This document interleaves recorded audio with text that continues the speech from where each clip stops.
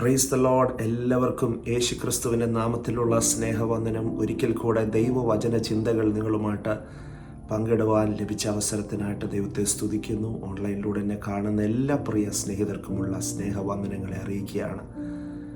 ഈ മെസ്സേജ് ഞാൻ അല്പം വൈകിയാണ് പോസ്റ്റ് ചെയ്യുന്നത്. കാരണം കഴിഞ്ഞ രാത്രിയിൽ ഞാൻ യാത്രയിലായിരുന്നു. ദുബൈയിൽ കടന്നു വരാൻ ദൈവം സഹായിച്ചു.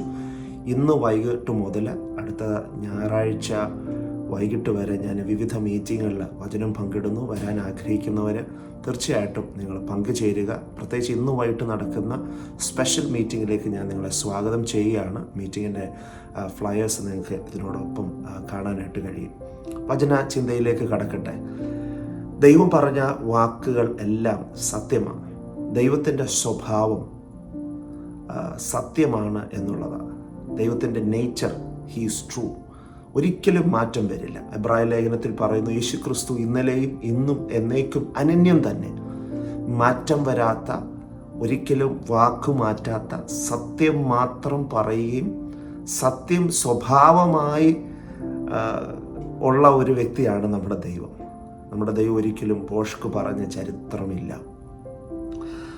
ദൈവത്തിൻ്റെ വചനം സത്യമാണ് എന്ന് വിശ്വസിക്കാൻ കഴിയുന്നതിൻ്റെ കാരണം ഇത് ദൈവത്തിൻ്റെ വായിൽ നിന്ന് പുറപ്പെട്ട വാക്കുകളാണ്. ഞാൻ ഇന്ന് രാവിലെ എഴുന്നേറ്റപ്പോൾ തീത്തൂസ് എഴുതിയ ലേഖനം 1-ാം അധ്യായത്തിൻ്റെ പ്രാരംഭ വാക്യങ്ങൾ ഇങ്ങനെ വായിച്ചു വന്നപ്പോൾ അതിൻ്റെ 2-ാം വാക്യത്തിൻ്റെ ആദ്യത്തിൽ ഒരു പദപ്രയോഗം ഉപയോഗിച്ചിട്ടുണ്ട്. അവിടെ പറയുന്നു, ഭോഷ്കില്ലാത്ത ദൈവം. ദൈവത്തിന് ഭോഷ്ക് പറയാൻ അറിയില്ല. ദൈവത്തിൻ്റെ ഭാഗത്ത് അല്ലെങ്കിൽ ദൈവത്തിൻ്റെ സ്വഭാവത്തിൽ ഭോഷ്കില്ലെന്നുള്ളതാണ് ഇവിടെ പരിശുദ്ധാത്മാവ് തീത്തോസിൻ്റെ ലേഖനത്തിനകത്ത് കുറിച്ചു വച്ചിരിക്കുന്നത്. മനുഷ്യൻ പറഞ്ഞ വാക്കുകൾക്കും മനുഷ്യൻ്റെ സ്വഭാവത്തിനും രീതികൾക്കും ഇഷ്ടങ്ങൾക്കുമൊക്കെ മാറ്റങ്ങൾ വന്നുകൊണ്ടേയിരിക്കും.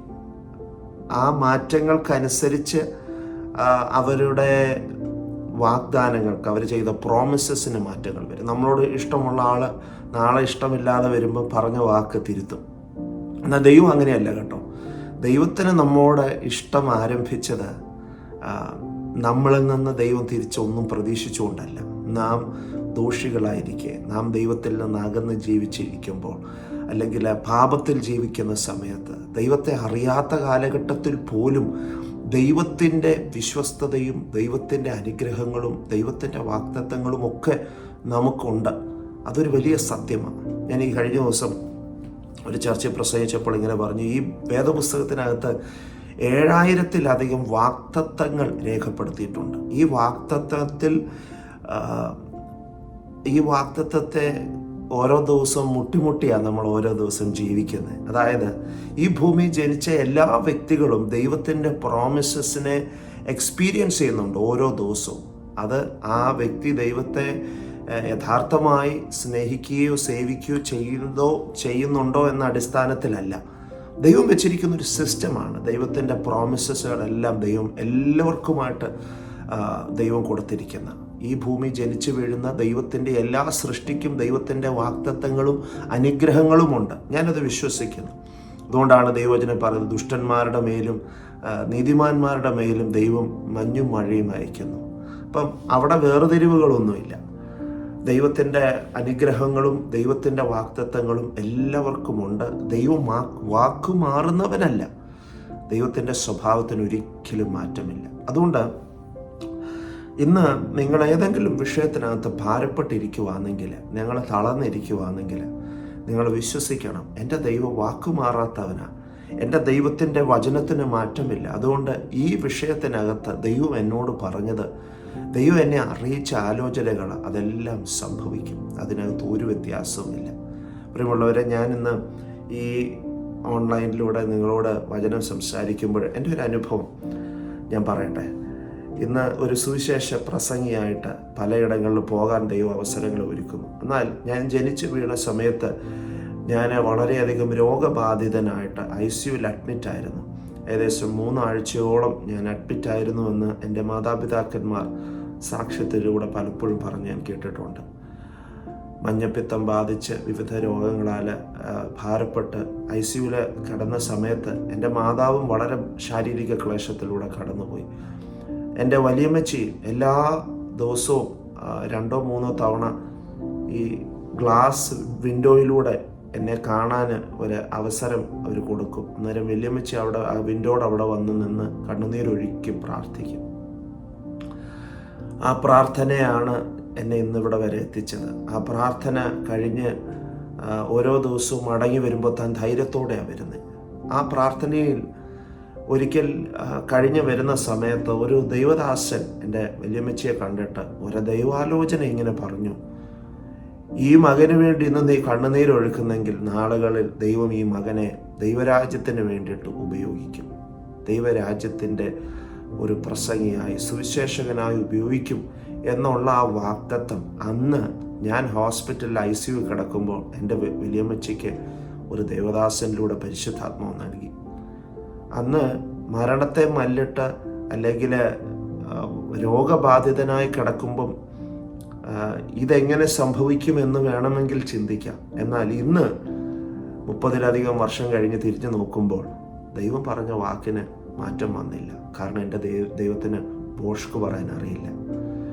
നമ്മുടെ സാധ്യതകൾ നോക്കിയല്ല ദൈവം ഒരിക്കലും സംസാരിക്കുന്നത്. ദൈവത്തിന് ഒരു സാധ്യതയുടെയും ആവശ്യമില്ല. ദൈവം പറഞ്ഞതാണ് സാധ്യത. ദൈവം എന്ത് കൽപ്പിച്ചോ അതാണ് ആ വാക്ക് നിവർത്തിക്കുമെന്നുള്ളതിൻ്റെ ഗ്യാരണ്ടി. മനുഷ്യരൊരു വാക്ക് പറഞ്ഞാൽ ആ സാഹചര്യത്തിനനുസരിച്ചാണ് ആ വാക്ക് നടക്കുമോ ഇല്ലയോ എന്നുള്ളതിൻ്റെ ഗ്യാരണ്ടി ഇരിക്കുന്നത്, അല്ലേ? ഒരു വാക്ക് നമുക്കൊരു പ്രോമിസ് നമ്മളോട് ചെയ്യുമ്പോൾ അതിന് കുറച്ച് കണ്ടീഷൻസ് ഉണ്ട്. ആ കണ്ടീഷൻസിനനുസരിച്ചാണ് അത് ഫുൾഫിൽ ആകുമോ ഇല്ലയോ നമുക്ക് വിശ്വസിക്കാൻ പറ്റുന്നത്. എന്നാൽ ദൈവം എന്തെങ്കിലും പറഞ്ഞാൽ അതിന് സാഹചര്യങ്ങളോ അവസ്ഥകളോ ഒന്നും വിഷയമല്ല. ദൈവം പറയുന്നതാണ് ആ വാഗ്ദത്തം നടക്കും എന്നുള്ളതിൻ്റെ ഉറപ്പ്. ഇന്ന് ഈ സന്ദേശം നിങ്ങൾ കേൾക്കുമ്പോൾ ധൈര്യത്തോടെ ഇരിക്കുക. ഭോഷ്ക് പറയാൻ അറിയാത്ത ദൈവം, പറഞ്ഞാൽ വാക്ക് മാറ്റാത്ത ദൈവം, ദൈവത്തിൻ്റെ ആ സ്വഭാവം അറിഞ്ഞ് ദൈവത്തെ ഒന്ന് ആഴത്തിൽ വിശ്വസിക്കാൻ നിങ്ങൾക്ക് കഴിഞ്ഞാൽ ഈ ലോകത്തിൻ്റെ ഏത് പ്രതികൂല സാഹചര്യത്തിനകത്തും നിങ്ങൾ തളർന്നു പോകത്തില്ല. ധൈര്യത്തോടിരിക്കും, ഉറപ്പോടിരിക്കും. കാരണം വാഗ്ദത്തം ചെയ്തവൻ വിശ്വസ്തനാണ്. ഈ സന്ദേശം നിങ്ങളെ ധൈര്യപ്പെടുത്തട്ടെ എന്ന് ഞാൻ പ്രാർത്ഥിക്കുകയാണ്. വാഗ്ദത്തം ചെയ്ത ദൈവത്തിൽ വിശ്വസിക്കുക. പ്രത്യേകിച്ച് ഇന്ന് രാവിലെ ഞാൻ പ്രാർത്ഥിക്കുമ്പോൾ പരിശുദ്ധാത്മാവിനോട് പറഞ്ഞു, തലമുറയില്ലാത്ത ചില കുടുംബങ്ങൾ നിങ്ങൾ വാഗ്ദത്തത്തിന് വേണ്ടി പ്രാർത്ഥിക്കുന്നു. ദൈവം അത്ഭുതങ്ങളെ ചെയ്യും. ഈ കഴിഞ്ഞ ദിവസം 11-ലധികം വർഷമായിട്ട് കുഞ്ഞുങ്ങളില്ലാത്ത ഒരു കുടുംബം 2023 ദൈവത്തിൻ്റെ ആത്മാവ് പറഞ്ഞു ഒരത്ഭുതം ചെയ്യുമെന്ന്. 2024 ദൈവം അവർക്കൊരു തലമുറയെ കൊടുത്തു. ആ കുടുംബത്തിൻ്റെ സാക്ഷ്യം കേട്ടാൽ അത്ഭുതമാണ്. ക്യാൻസർ പോലുള്ള രോഗം വന്ന് വളരെ ബുദ്ധിമുട്ട് അനുഭവിച്ച് ഇനി ഒന്നും നടക്കില്ല എന്ന് കരുതിയ സ്ഥാനത്ത് ദൈവം അത്ഭുതം ചെയ്തു. എൻ്റെ ദൈവത്തിന് തടസ്സങ്ങളൊന്നുമില്ല. എന്ത് ദൈവം പറഞ്ഞു അത് ചെയ്തിരിക്കും. ഇന്ന് ഈ സന്ദേശം നിങ്ങളെ ധൈര്യപ്പെടുത്തട്ടെ. ഞാൻ നിങ്ങളെ അനുഗ്രഹിച്ചു പ്രാർത്ഥിക്കുന്നു. ഭോഷ്ക് പറയാത്ത ദൈവം, ഒരിക്കലും പറഞ്ഞ വാക്ക് തിരുത്താത്ത ദൈവം, ആ ദൈവത്തെ വിശ്വസിച്ചുകൊണ്ട് നമുക്ക് മുമ്പോട്ട് ചുവടുവെക്കാം. May God bless you. ദൈവം നിങ്ങളെ ധാരാളമായിട്ട് അനുഗ്രഹിക്കാം.